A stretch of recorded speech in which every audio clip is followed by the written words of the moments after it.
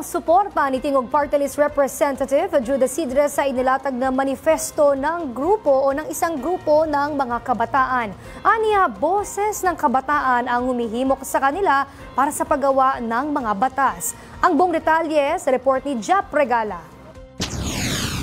Mainit na tinanggap ni Tingog Party List Representative Jude Asidre ang mga student leader ng Tayo ang Taya Coalition at ang Taya Manifesto nito sa kanilang pagbisita sa Kamara. Ito'y para ipakita ang kanilang suporta sa layunin ng Tingog Party List na palakasin ang boses ng kabataan at isulong ang kanilang pakikiisa sa paggawa ng mga batas. Ayon kay Representative Asidre, ang Taya Youth Manifesto ay hindi lang isang policy document, kundi isang senyales ng pag-aksyon at kahandaan nilang tumugon dito. Ayon kay Asidre, ang paninindigan at tapang ng mga kabataan ang siyang humihimok sa kanila. Kaya naman, tiniyak niya ang buong suporta ng Tingog Party List sa vision ng grupo na mas tumitibay dahil sa boses ng mga kabataan.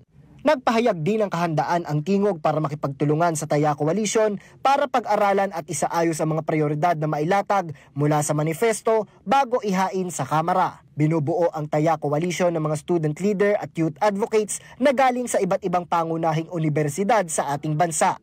Ilan sa nilalaman ng Taya Manifesto ang mga reforma para sa edukasyon, mental health support, good governance at maingat na paggamit ng teknolohiya.